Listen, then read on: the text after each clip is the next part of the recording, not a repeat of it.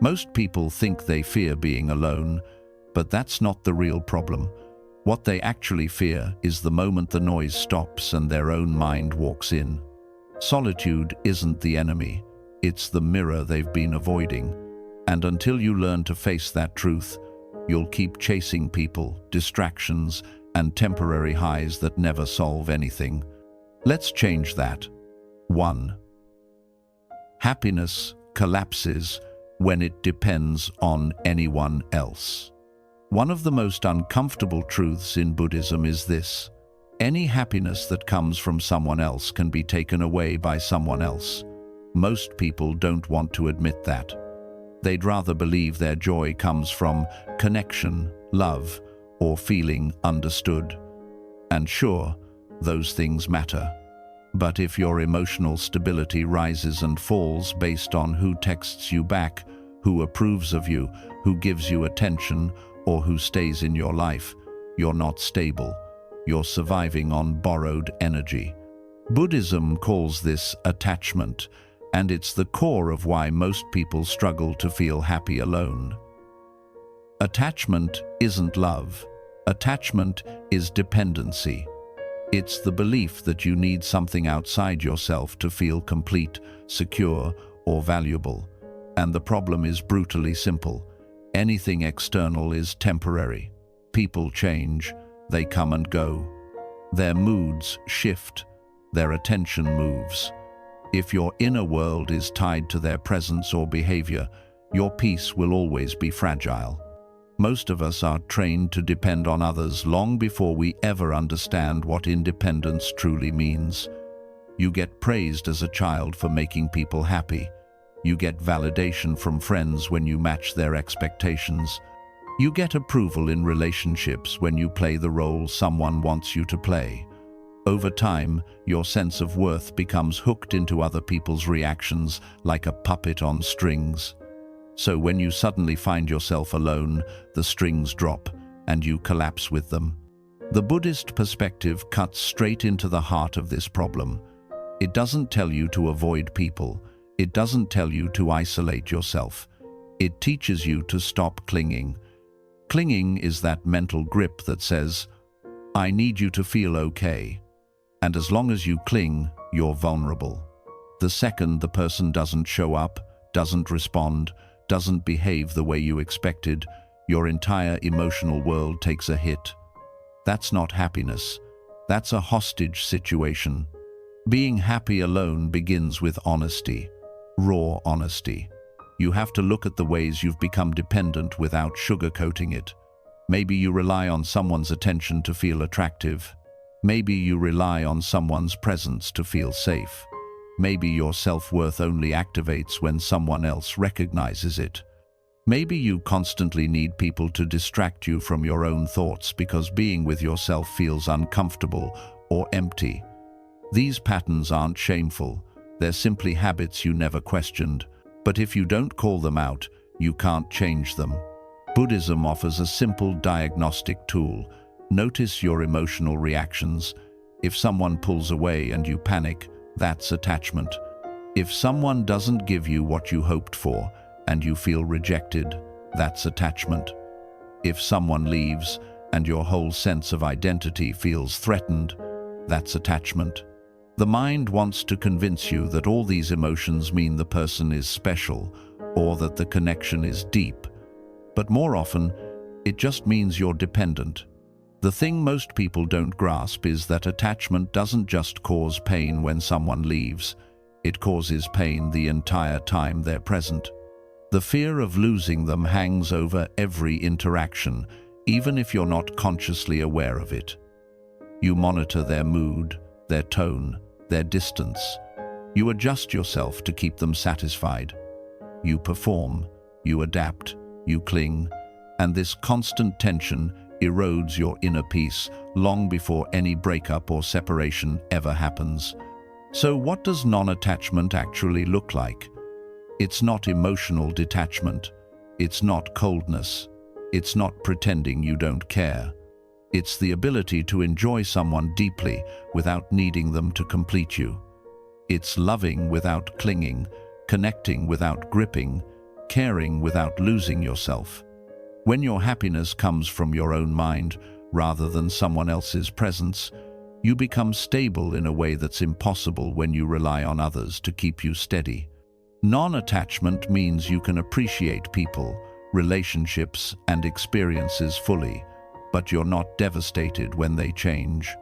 You don't expect others to fill your emptiness because you've taken responsibility for filling it yourself. You don't expect others to regulate your emotions because you've learned how to do that internally.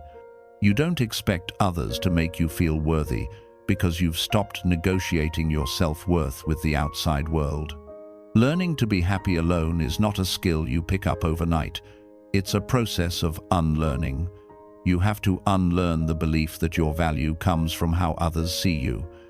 You have to unlearn the idea that being alone means being unwanted. You have to unlearn the reflex of looking outward every time you feel uncomfortable inside. The first step is observation. You need to notice your dependencies without judging yourself. See how quickly you reach for your phone when you're alone. Notice how anxious you get when someone doesn't respond. Watch how your mood fluctuates based on external validation. Don't try to suppress these reactions. Just watch them. Awareness is what breaks the spell.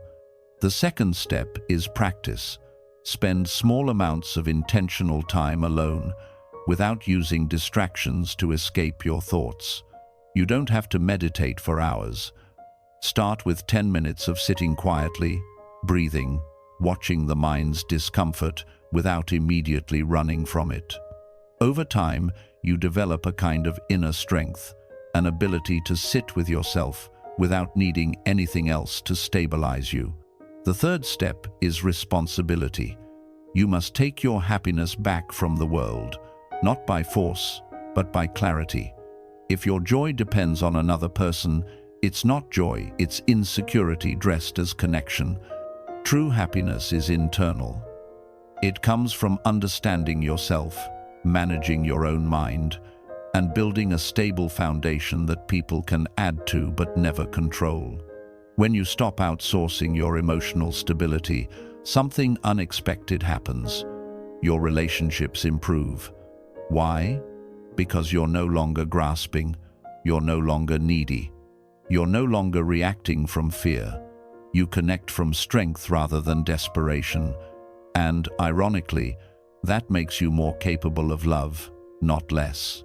If you want happiness that doesn't collapse the moment someone leaves, you have to build it yourself, inside yourself. That's the point of this lesson. You don't push people away, you stop clinging to them. You don't stop loving, you stop depending. That's the foundation of being truly happy alone, and once you have that, no one can take it from you. 2. Solitude reveals the mind you've been avoiding. Most people claim they want peace, clarity, and inner freedom, but the second they sit alone in silence, they immediately reach for something to distract themselves. Their phone, music, a friend, a task, anything. Not because they're busy, but because they're terrified of what might surface when everything external goes quiet. This is the part most people avoid talking about. Solitude isn't hard because you're physically alone. It's hard because it exposes the mind you've been avoiding for years. Buddhism teaches that the mind is constantly generating thoughts, emotions, memories, fears, and cravings. When you're surrounded by noise, people, or stimulation, you can stay disconnected from that internal activity. You can stay comfortably asleep, but when everything goes quiet, the mind becomes loud. It starts to reveal its real condition, its anxiety, its expectations, its unresolved pain, its insecurity, its endless chatter. Most people never give themselves the space to see this clearly, so they assume the problem is loneliness. But it's not loneliness that hurts. It's the sudden confrontation with your inner world. When you're alone without distraction, you finally see how restless the mind is. You see how quickly it jumps from one worry to another. You see how uncomfortable you feel when there's nothing to occupy you. You see how dependent you are on constant stimulation just to feel normal. And if you're being honest, it's unsettling. Buddhism doesn't sugarcoat this. It teaches that the mind is like a wild animal when it has never been trained. It runs in every direction, reacts impulsively, fears everything, clings desperately, and tries to escape discomfort at all costs. Most people spend their lives following this wild mind without ever realizing it. They think they're making choices, but in reality, they're reacting. They think they're in control, but in reality, they're being pulled around by impulses. Silence reveals this very quickly. Solitude is not the source of discomfort, awareness is. Awareness shows you how chaotic the mind actually is, and that awareness is the beginning of wisdom, but it also feels like hell when you're not used to it. Think about how many people claim they hate being alone. But watch what happens if they're in a room with no phone, no music, no TV, no conversation. Within minutes, they're restless, irritated, anxious. They're not suffering from loneliness. They're suffering from withdrawal, from distraction, stimulation, validation, control. The discomfort comes from facing thoughts they've ignored for years. Buddhism calls this insight. When you observe the mind in solitude, you start to see patterns that were always there, but hidden beneath noise. You see your fears, fear of inadequacy, fear of rejection, fear of failure, fear of the future. You see your cravings, craving for approval, craving for attention, craving for entertainment. You see your regrets and emotional wounds resurfacing. This is why solitude can feel overwhelming at first. It forces everything unresolved to rise to the surface. But here's the part people misunderstand. This exposure isn't a punishment. It's the doorway to freedom. You cannot change what you refuse to see. You cannot heal what you avoid. You cannot understand yourself if you're constantly running from your own mind. Solitude is the mirror that finally forces honesty. When you sit alone and let your thoughts arise without trying to distract yourself, you begin to see the truth. The suffering didn't come from being alone. It came from the stories your mind tells you. I'm not enough. No one wants me. I should be doing something else. I need someone to feel okay. These stories create emotional reactions, sadness, anxiety, insecurity. But without solitude, you never see the story clearly. You just react to it. The more you watch the mind, the more you realize something important. Thoughts are just thoughts. They're not absolute truth. They appear, they fade, they repeat, they evolve. They are mental events, not definitive statements about who you are. Most people never discover this because they never sit still long enough to observe it. They treat every thought as if it's reality. If the mind says, I'm lonely, they accept it instantly. If the mind says, I need someone, they believe it. If the mind says, I can't handle this, they obey. Solitude teaches you to see thoughts as passing clouds rather than commands. And once you understand that, you're no longer a slave to them. There's also a deeper layer. Solitude reveals your emotional habits. You start to notice how quickly you panic when uncertainty appears. You notice how uncomfortable you become when you aren't being entertained. You notice how easily boredom turns into anxiety. And you begin to understand that the problem was never the absence of people, it was the lack of inner stability. Once you see this clearly, something shifts. Instead of fearing solitude, you begin to use it. You sit with your thoughts not to suppress them, but to understand them. You let emotions arise not to drown in them, but to examine them. This is the beginning of inner strength. When you stop running from your mind, you stop being controlled by it. And here's the crucial point. Solitude becomes easier not because your thoughts disappear, but because your relationship with them changes. You start to recognize the patterns, the illusions, the exaggerations. You begin responding instead of reacting. You develop the ability to sit calmly even when the mind is restless. That is the skill Buddhism trains, the ability to remain steady in the middle of mental turbulence. Over time, solitude becomes something entirely different. It becomes a place of clarity instead of chaos, a place of peace instead of discomfort, a place where you hear yourself clearly instead of drowning beneath noise.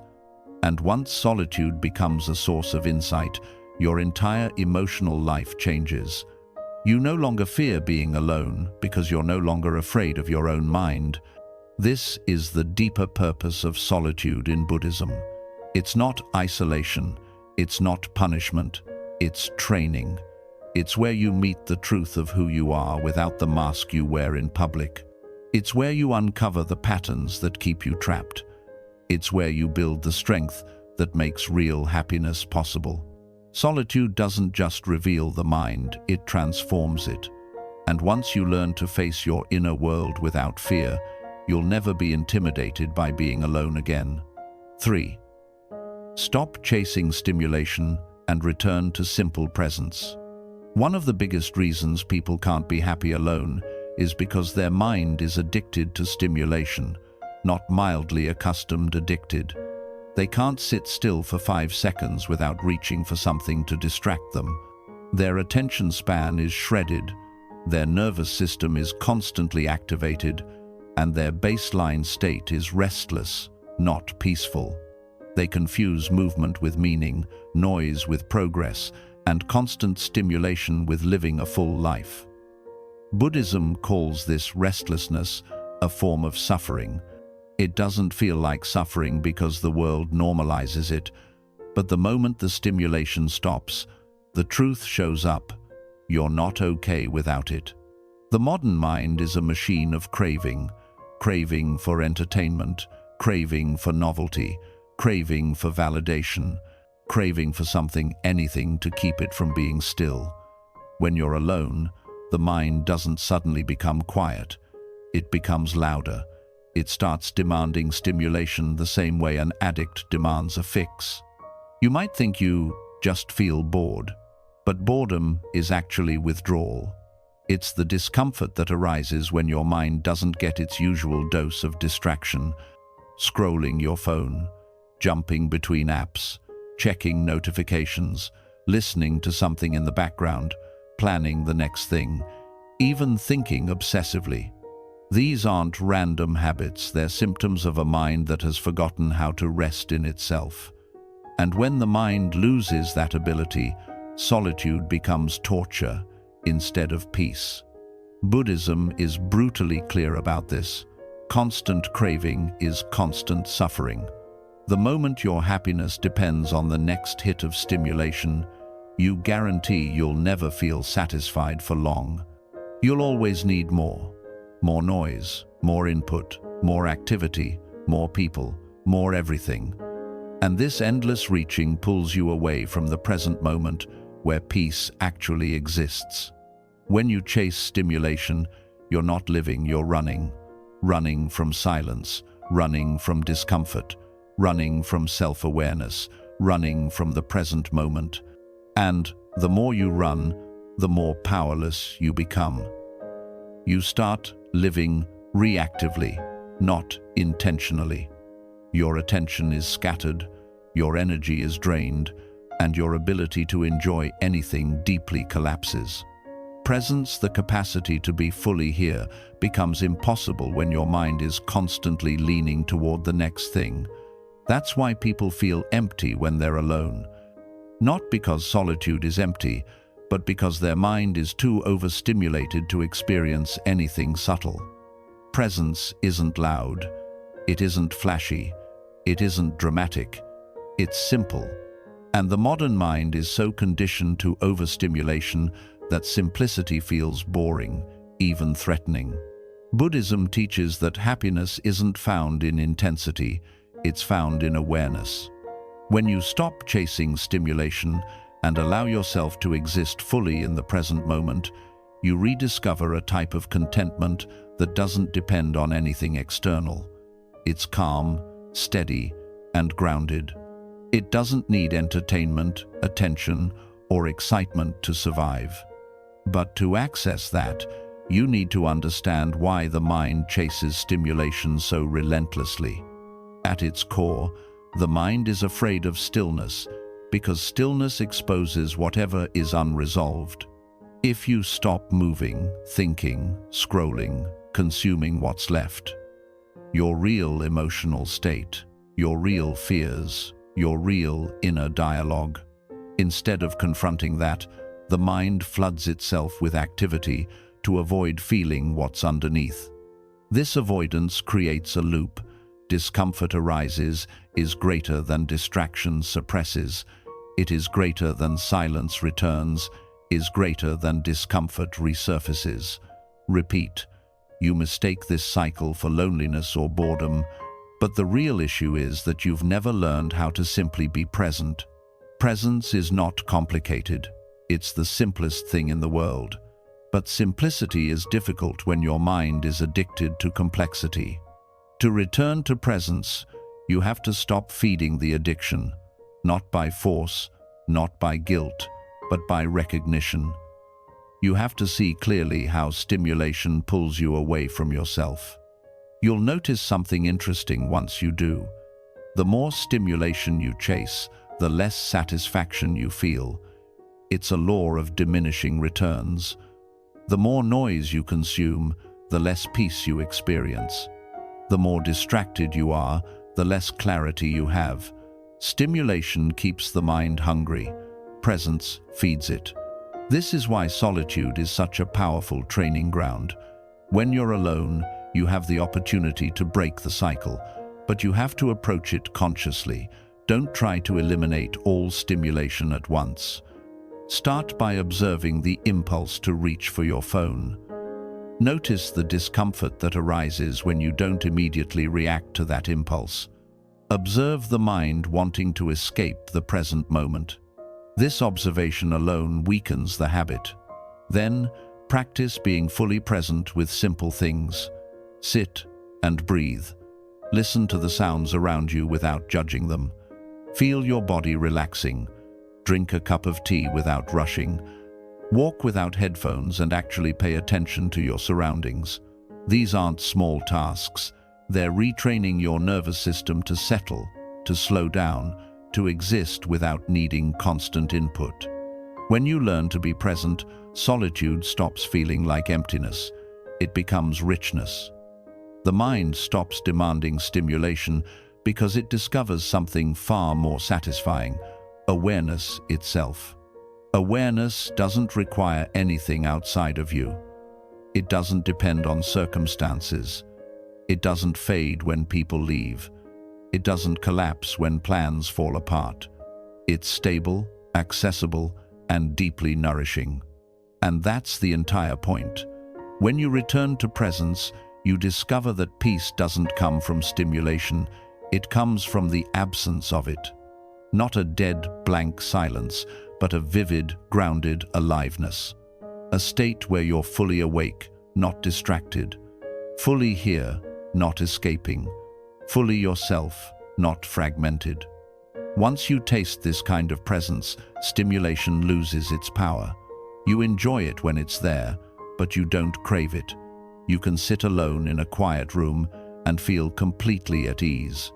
Your mind stops running because it finally has something better than distraction. It has clarity. This is what Buddhism has been pointing to all along. Freedom isn't found in chasing stimulation. It's found in the ability to be present without needing anything else to feel whole. When you master that, you're no longer restless. You're no longer dependent. You're no longer afraid of solitude. You're finally living instead of running. 4. Loneliness isn't solved by people, but by understanding impermanence. Most people believe loneliness comes from a lack of people. They think, if I had someone here, I wouldn't feel this way. That's the lie that keeps them stuck. You can be surrounded by friends, family, or a partner and still feel painfully alone, and you can be physically alone and feel completely at peace. Loneliness has nothing to do with the number of people around you. It has everything to do with how you relate to change, loss, and uncertainty. Buddhism cuts right to the root of this. The real cause of loneliness is resistance to impermanence. Impermanence means everything changes. People change, relationships evolve or end, feelings rise and fall, attention shifts. Even your own identity transforms over time. Buddhism doesn't frame this as negative, it's simply the truth. But most people fight it. They cling to people, memories, and expectations as if holding tighter will make anything stay. That clinging is what creates pain, not the change itself. When you expect people to remain the same, when you expect relationships to stay frozen in their best moments, when you expect the emotional high of connection to last forever, you set yourself up for suffering. Because the second anything shifts, and it always does, you feel abandoned, insecure, or empty. Not because someone left, but because you couldn't accept that change is the nature of everything. This misunderstanding leads to a dangerous cycle. You attach to people out of fear, not love.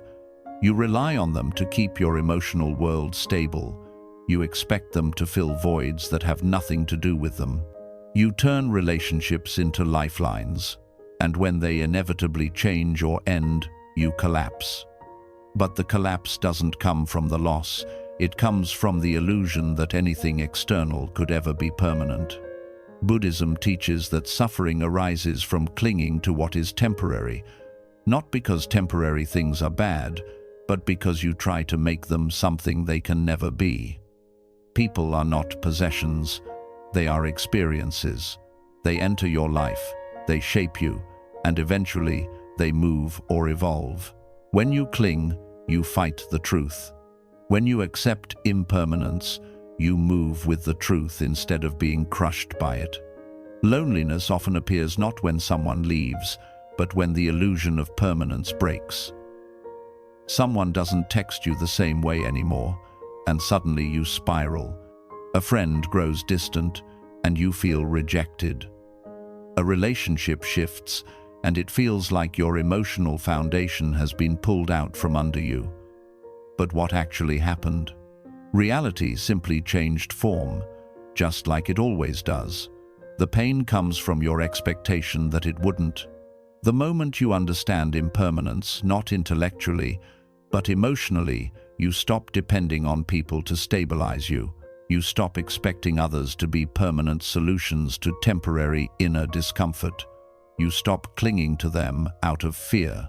Instead, you appreciate their presence fully while they're there, and you don't break when they're not. This is real emotional maturity. Impermanence doesn't mean detachment from life. It actually makes life richer. When you understand the fleeting nature of everything, you stop taking people for granted. You stop trying to control them. You begin to appreciate moments deeply precisely because you know they won't last forever. Presence becomes easier because you're not mentally trying to freeze the experience in time. The irony is this: accepting impermanence makes relationships healthier, not colder. Why? Because the fear and clinging disappear. You stop monitoring others. You stop panicking at every small change. You stop seeking constant reassurance. Instead of demanding stability from others, you build stability within yourself. Relationships become choices, not emotional survival strategies. And when you're no longer scared of change, you connect from a place of genuine openness instead of insecurity. Understanding impermanence also changes how you interpret loneliness. Instead of seeing it as a sign that something is wrong with you or your life, you begin to see it as a temporary emotional state, not a verdict. Emotions are impermanent too. Loneliness rises, peaks, and passes like any other feeling. The problem is not loneliness itself, It's the belief that you need someone else to fix it immediately. But if you can sit with loneliness instead of treating it like an emergency, something unexpected happens. The intensity fades. The story about being unwanted or incomplete dissolves. You realize that loneliness is just another wave in the mind, not a permanent condition. And when you stop panicking, you stop needing people to rescue you from yourself. This is where solitude becomes liberating. When you stop demanding permanence from others, you stop fearing solitude, because you stop equating alone with loss. You realize you were never losing people, you were losing your illusions about them. You weren't grieving their departure, you were grieving your refusal to accept that things change. Once you accept impermanence, loneliness shifts from something threatening to something natural, a passing moment, a human experience, nothing more. And when you stop resisting it, it loses its power. You stop grasping for company as a shield against fear. You stop chasing relationships to escape discomfort. You stop thinking someone else is the antidote to your emotional instability. Instead, you build a relationship with reality as it is fluid, changing, unpredictable. And in that acceptance, you become stable in a way most people never experience. You can enjoy relationships without clinging. You can love without fear. You can be alone without collapsing. You can stay grounded when life shifts. You become emotionally self-sufficient. The truth is simple. Loneliness isn't solved by adding people to your life. It's solved by understanding that everything in your life, including people, is impermanent. The moment you stop fighting that truth, you stop suffering from its effects. You stop expecting permanence from the world and start finding stability within yourself. And once you reach that point, being alone is no longer a threat, it's freedom. 5. Replace self-criticism with mindful observation. If you want to understand why so many people hate being alone, don't overthink it. It's not the silence. It's not the lack of company. It's not boredom. It's the voice in their own head, the non-stop commentary, judgments, doubts, and fears that attack them the moment external noise fades.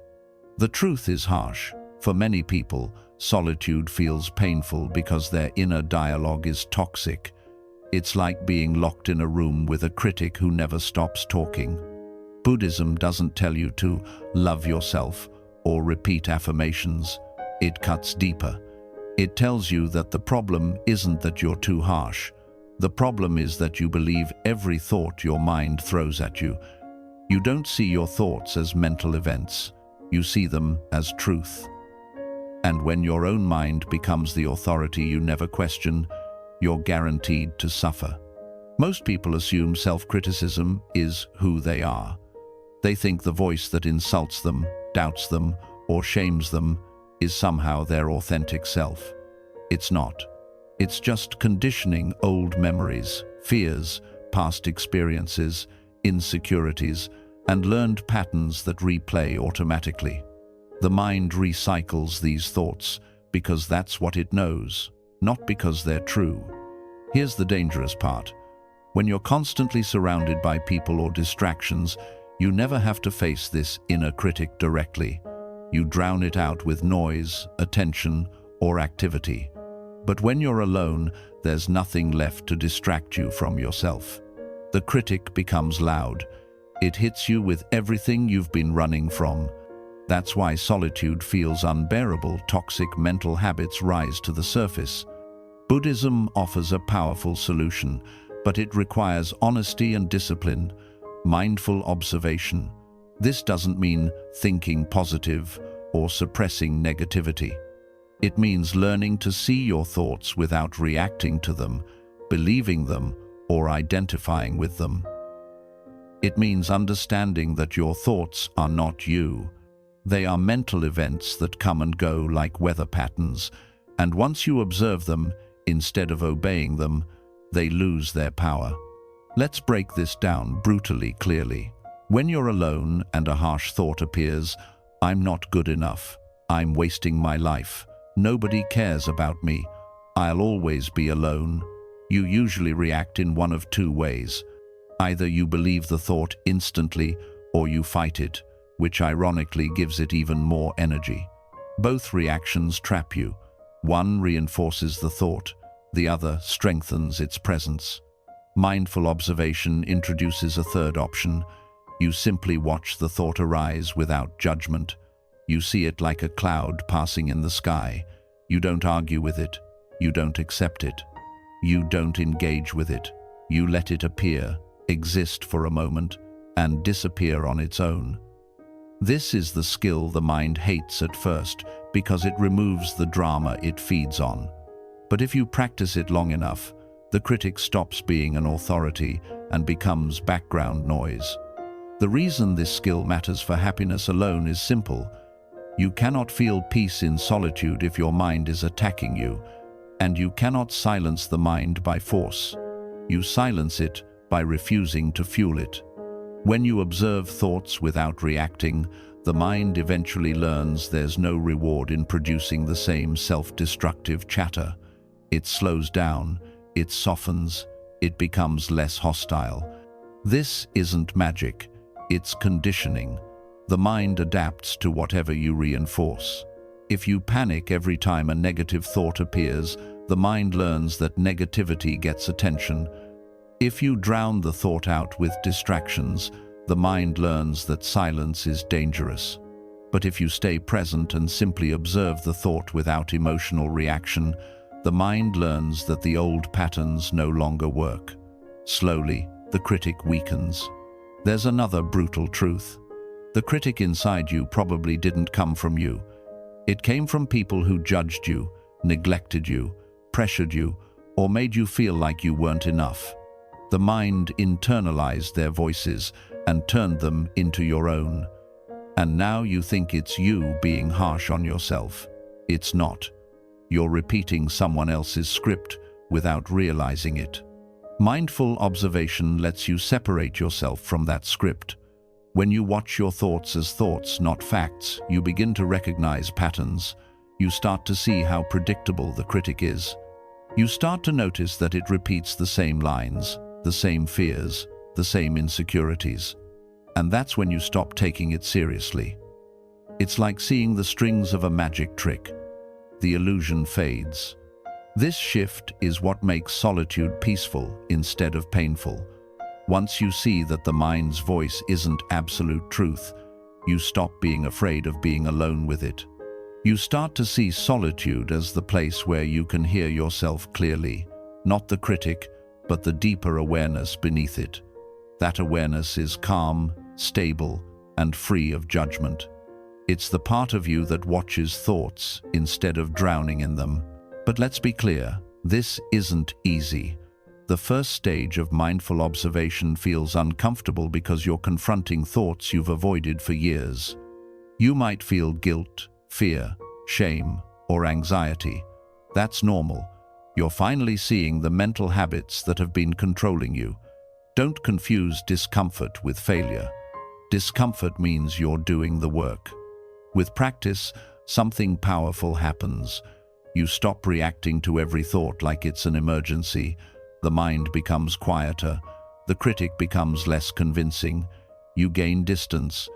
You gain clarity.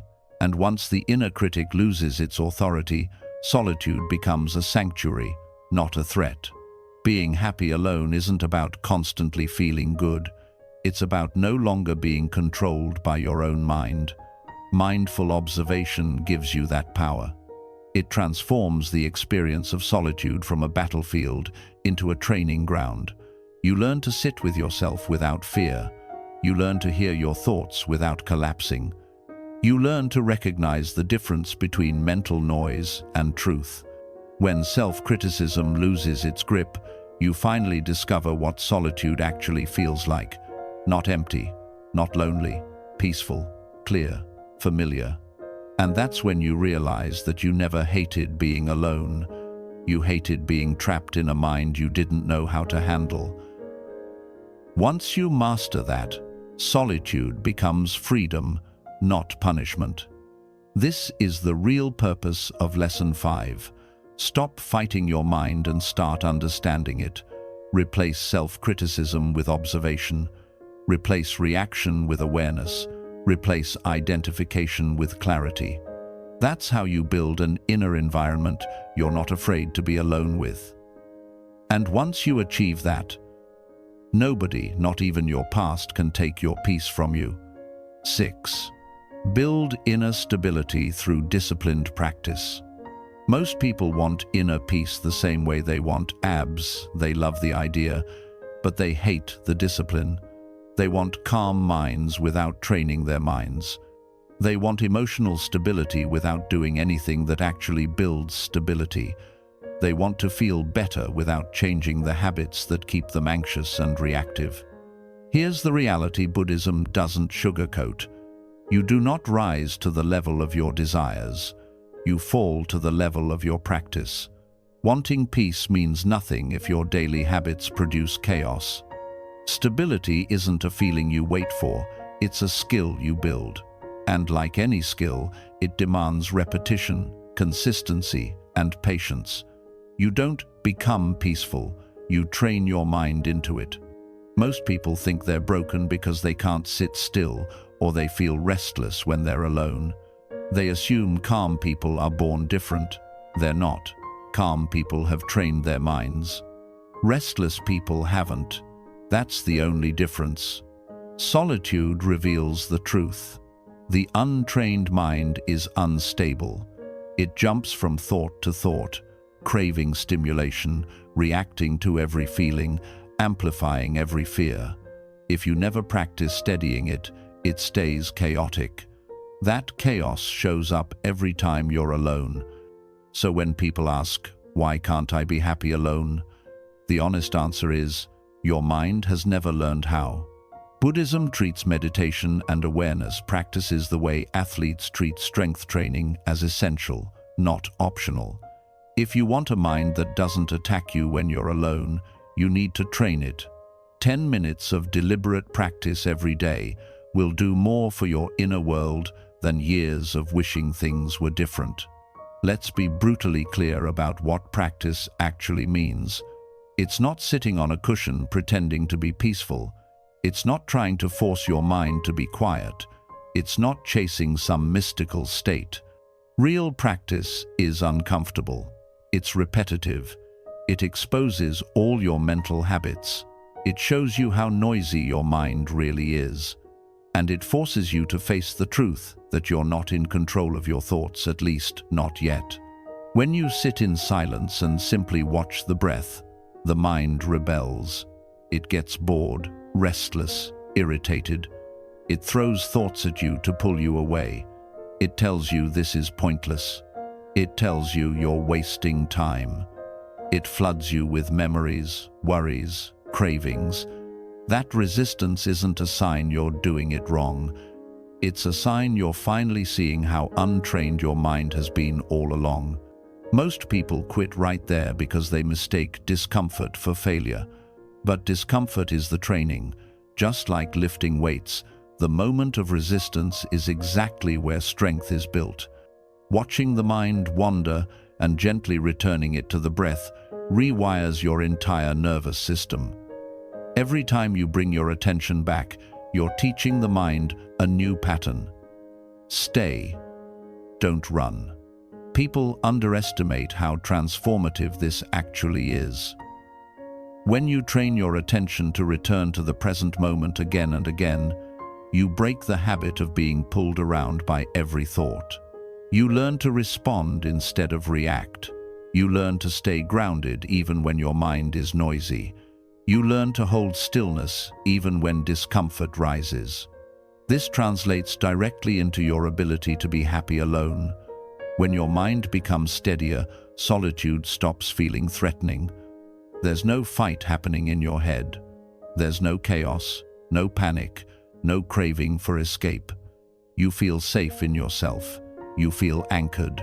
You feel capable of holding your own emotional experience without needing someone else to regulate you. One of the biggest lies people tell themselves is, "I'm just not good at meditation."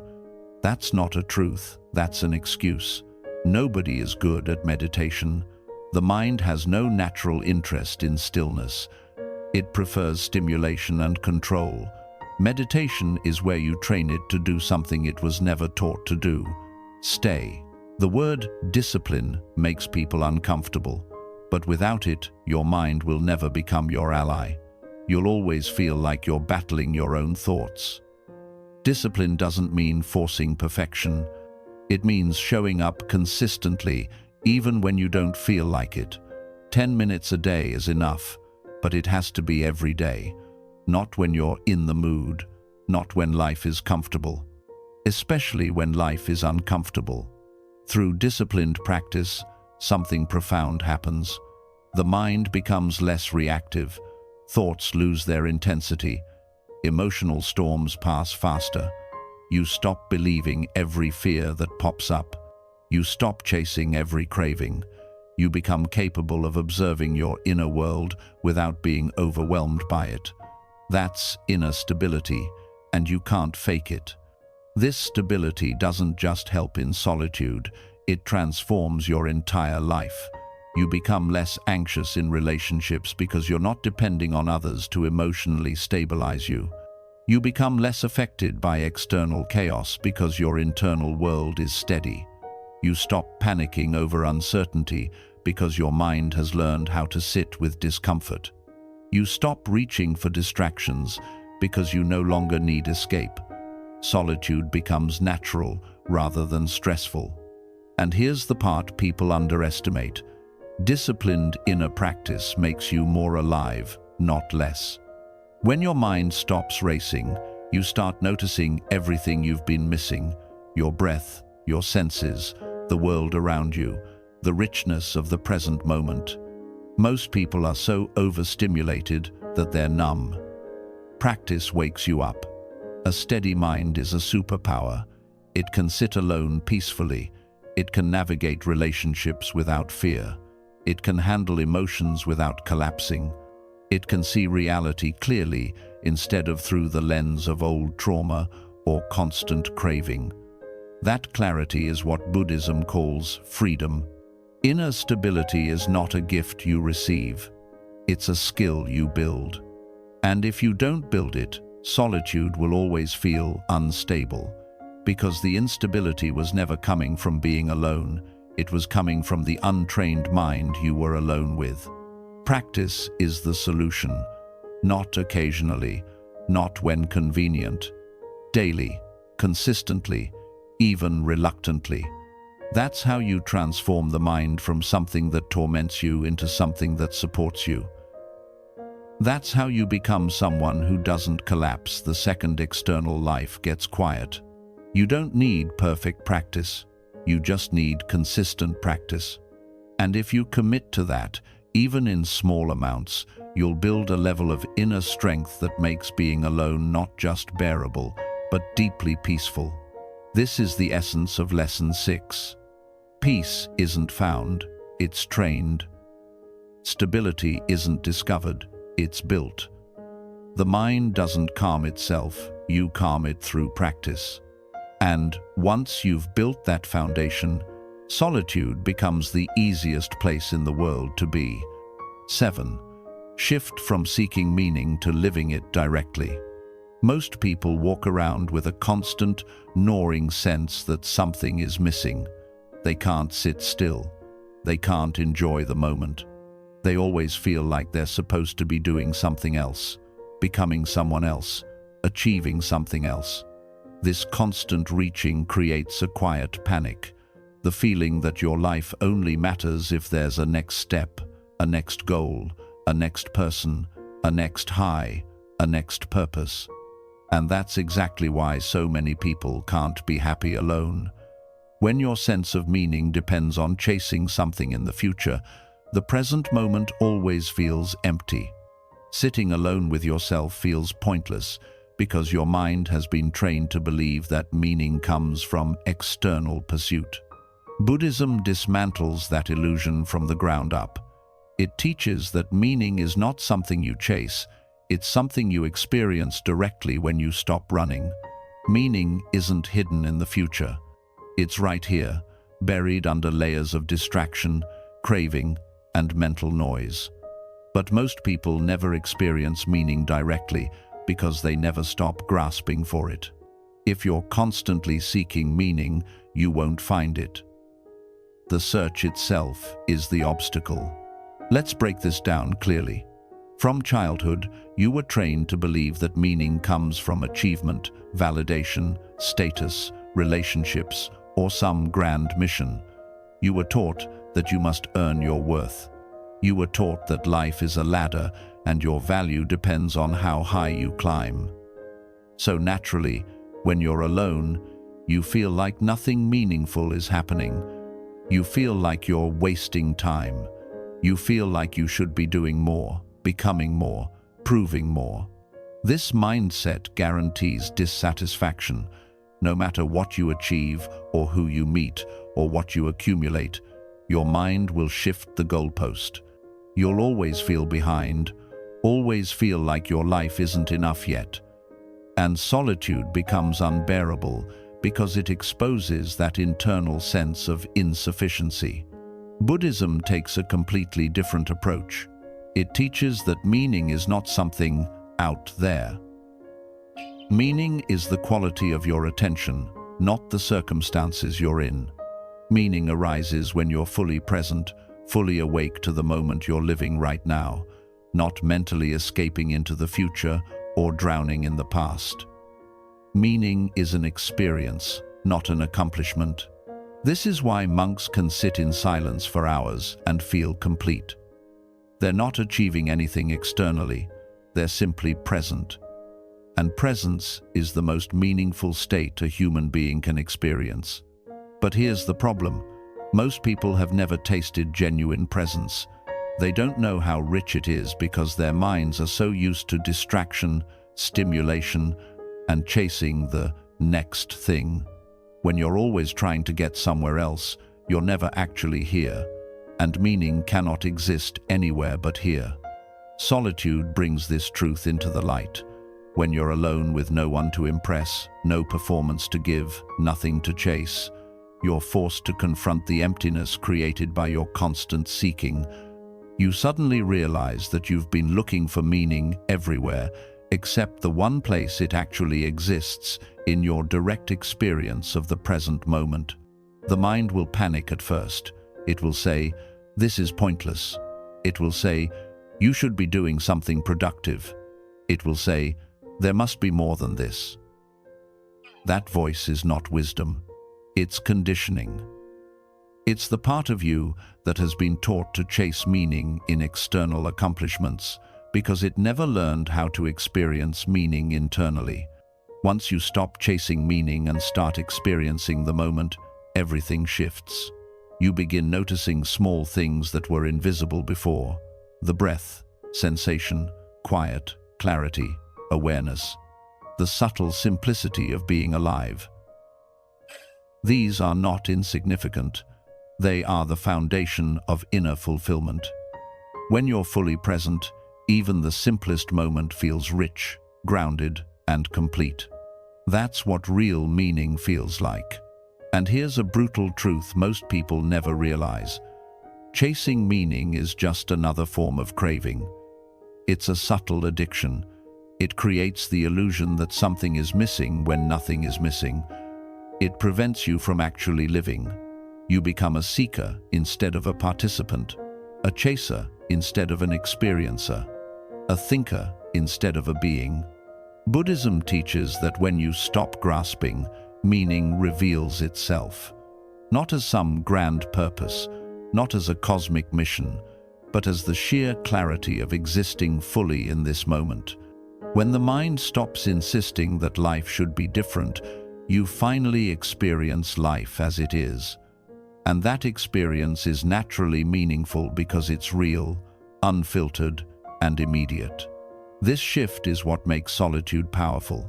When you no longer need external purpose to feel complete, solitude becomes freedom instead of emptiness.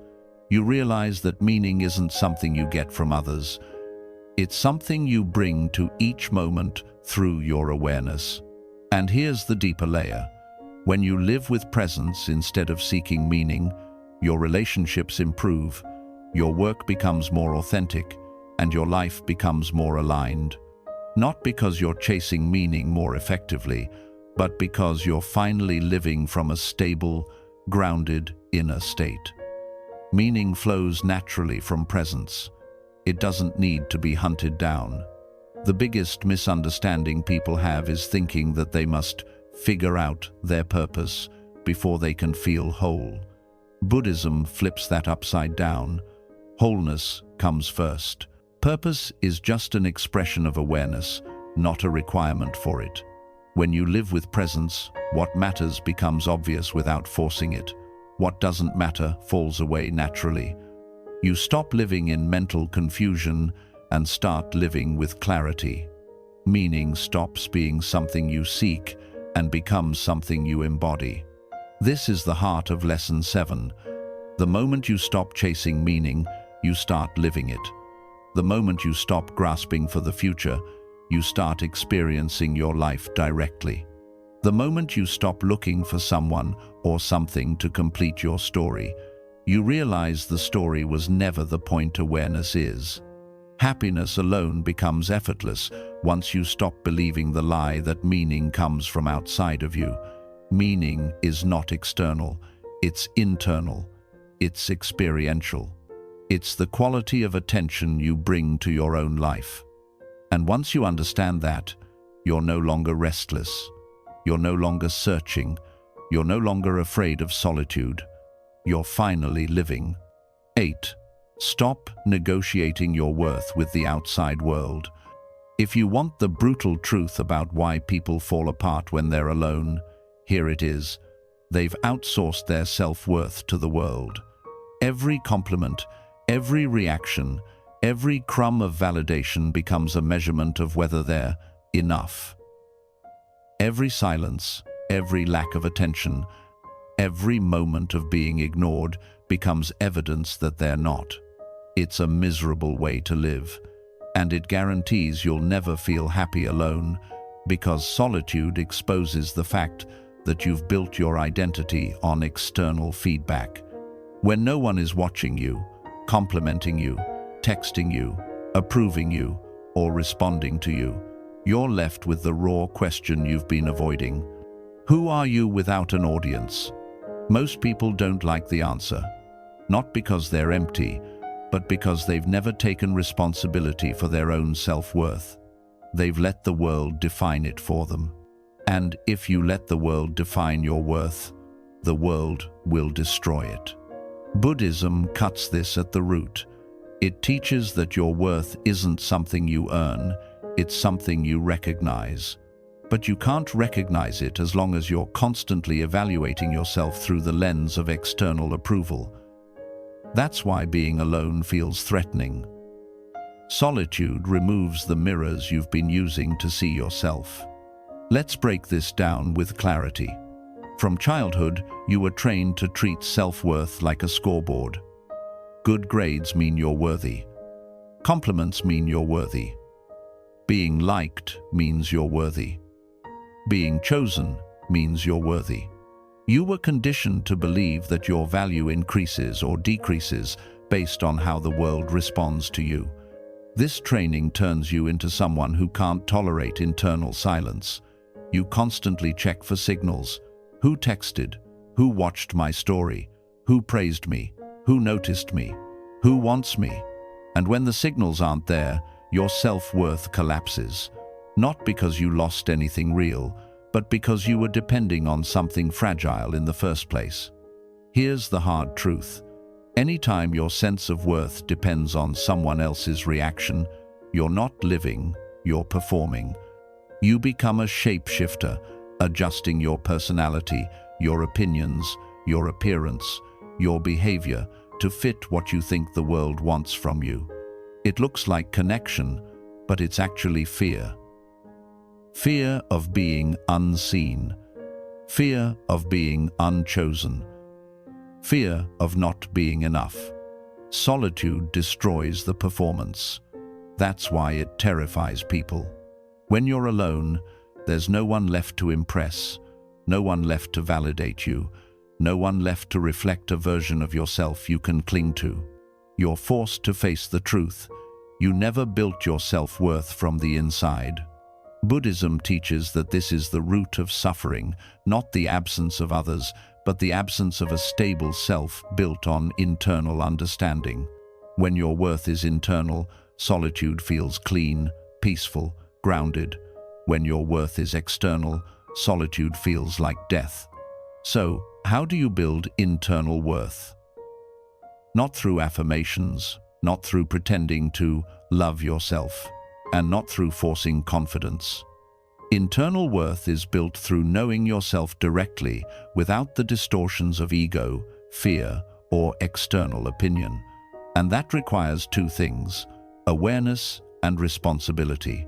Awareness means seeing your patterns clearly, seeing the moments you crave approval, seeing the way your mood changes based on someone else's reaction, seeing the insecurity behind your desire to be noticed. Most people avoid this awareness because it's uncomfortable, but avoiding it keeps you trapped. Awareness isn't the end point, it's the starting line. Once you see the pattern, responsibility begins. Responsibility means taking ownership of your worth instead of outsourcing it. It means deciding that your value isn't open for public negotiation. It means no longer begging the world to give you what you can give yourself. This doesn't mean becoming arrogant or self-deluded. It means recognizing that your worth is inherent, not earned, not awarded, not measured. It's the baseline of your existence, not the prize at the end of a competition. The more you understand that, the less you depend on external reactions to feel okay. But here's the critical part. Internal worth is not a feeling. It's a relationship with yourself. A relationship built on truth, not performance. You build it by doing hard things that align with your values. You build it by making decisions you respect. You build it by facing your fears instead of running from them. You build it by knowing yourself deeply instead of constantly seeking outside mirrors. When you develop internal worth, solitude becomes a space to rest, not a space to panic. You don't fear being alone because your sense of identity doesn't disappear in silence. You don't need someone else's reaction to know who you are. You don't need external validation to feel real. You carry your worth with you instead of chasing it from others. Here's another brutal truth most people never confront. The world is inconsistent. People are inconsistent. Their opinions are inconsistent. Their attention is inconsistent. If your worth depends on them, your emotional life will always be unstable. Building internal worth is the only way to become emotionally self-sufficient. It's the only way to experience solitude without feeling like you've been abandoned by life. It's the only way to be happy alone without needing to constantly escape into noise, people, or stimulation. And once you build that internal worth, your relationships improve dramatically. Why? Because you stop clinging. You stop manipulating yourself to be liked. You stop proving yourself. You stop chasing approval. You show up as yourself, not as a performance. And that authenticity attracts healthier connections. This lesson is simple but brutal. If you don't build internal worth, the world will define it for you. And the world is a terrible place to outsource your value. Stop negotiating your worth with other people's attention. Stop letting silence make you doubt yourself. Stop letting reactions dictate how you feel about who you are. Internal worth is the foundation of being truly comfortable alone. Without it, solitude will always feel like a threat. With it, solitude becomes freedom. And once you experience that freedom, external validation becomes optional, not essential. You don't chase meaning. You don't chase approval. You don't chase people. You simply live, quietly, fully, unshakably. 9. Emotional freedom comes from letting go of control. If you really want to understand why being alone feels so heavy for most people, don't look at loneliness. Look at control. People fear solitude because they lose the illusion that they're controlling how others see them, how others respond to them, and how life unfolds around them. When you're alone, there's nothing left to manage, nothing to fix, nothing to chase, no one to impress, and nowhere to hide. Solitude strips you of the illusion that you're in control of anything but your own mind, and for most people, that's terrifying. They've spent their entire lives trying to control how others perceive them, trying to control outcomes, trying to control relationships, trying to control everything that feels uncertain. The moment you're alone, all of that collapses. There's nothing left but reality. And reality is brutally honest. You don't control people. You don't control outcomes. You don't control how life moves. You barely control your own thoughts. This truth is exactly what Buddhism forces you to confront. Suffering comes from grasping at control you never had in the first place. Let's break this down honestly.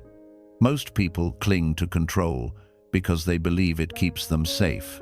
They think, if I can control how others see me, they won't leave. If I can control the situation, I won't get hurt. If I can control the future, I won't be afraid. But this is delusion. The harder you try to control life, the more anxious you become, because deep down you know you can't. You're constantly fighting reality, and reality always wins.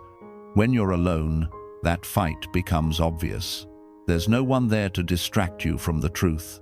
The walls drop, the mind panics, the illusion cracks, and suddenly you feel the weight of trying to manage a world that does whatever it wants anyway. Solitude is not the cause of discomfort, losing control is. Buddhism teaches non-attachment, yes, but what most people miss is that non-attachment is ultimately about surrendering control, not collapsing, not giving up, not becoming passive, but releasing the fantasy that you can force life to go your way. Here's the uncomfortable truth. You don't fear being alone. You fear not being able to control how others feel about you when you're not there. You fear being forgotten. You fear being replaced. You fear being judged in your absence. You fear losing people because you aren't present to manage everything. This is why solitude feels threatening. It exposes the insecurity behind your need for control. When you let go of control, solitude becomes peaceful instead of painful. Let's go deeper. If you depend on controlling outcomes to feel safe, you will never feel safe. Because life is unpredictable. People are unpredictable. Your own emotions are unpredictable. Trying to control everything is like trying to tie down the wind. This is why so many people exhaust themselves in relationships. They micromanage every detail, their tone, their words, their timing, their reactions, because they're terrified of losing the person. They think control creates security, but it actually destroys it. The more you try to control someone, the more unstable you become, because you're building your peace on something you can't actually control. And here's the irony. People who cling the hardest are usually the ones left the fastest.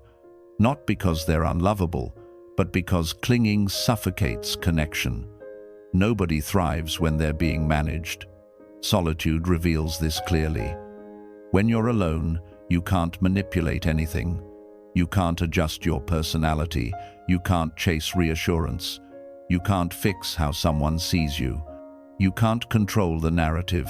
You're forced to sit with your real self, without the performance, without the script, without the audience. And that's where freedom starts. Because when you stop trying to control everything outside of you, you finally regain control of the only thing that actually matters, your mind. You stop wasting energy on outcomes you can't force. You stop obsessing over people you can't manage. You stop replaying conversations you can't change. You stop living in fear of abandonment or judgment. Letting go of control isn't weakness, it's liberation. People think surrender means losing power. In Buddhism, surrender is power.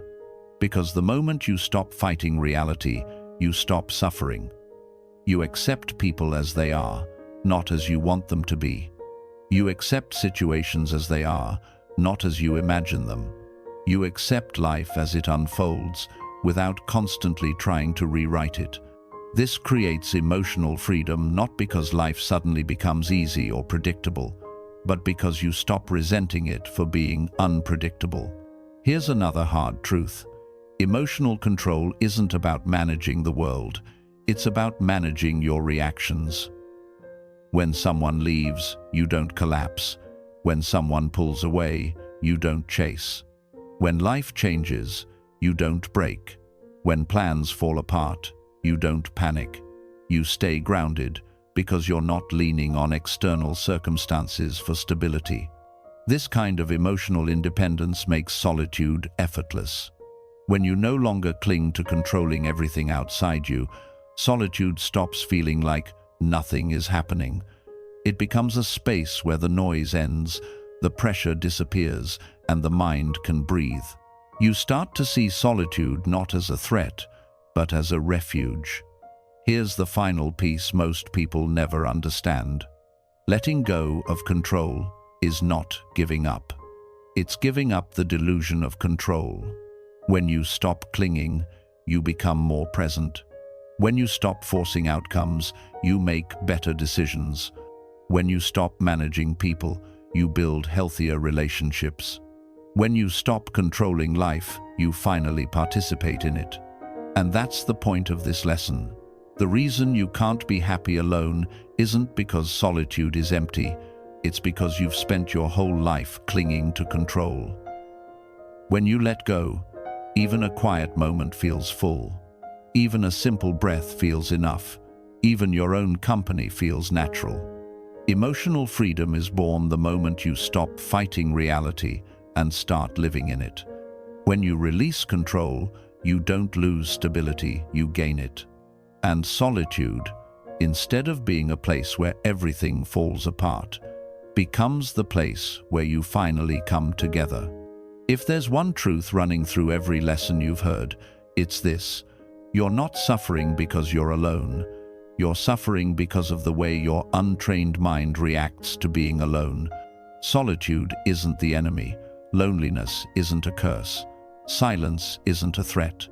What hurts is the dependency, the clinging, the self-criticism, the restless craving, the fear of change, the lack of inner stability, the hunt for meaning outside yourself, and the illusion that your worth is decided by anyone but you. Once you strip all that away, what's left is not emptiness, it's freedom. The ability to sit with yourself without running, the ability to feel without collapsing, the ability to live without chasing, the ability to let life move without trying to control it. That's real power. That's real peace. Being happy alone isn't about escaping the world. It's about no longer needing the world to hold you together. When you stop outsourcing your happiness, your identity, your worth, and your stability, you stop being fragile. You stop being reactive. You stop being dependent on conditions you can't control. And here's the paradox. The moment you learn to live well alone is the moment you become capable of living well with others. You stop clinging. You stop demanding. You stop performing. You connect from strength instead of fear. You choose people instead of needing them. That's the heart of this entire path. Not isolation, not withdrawal, not cold detachment. Just the quiet confidence of someone who no longer crumbles when the noise fades. Someone who knows themselves. Someone who sees clearly. Someone who isn't afraid of their own mind. If you can learn to be at peace in your own company, you've already mastered something most people spend their entire lives running from. That's the Buddhist way. Stop chasing, start living, and let your freedom begin where your fear used to be.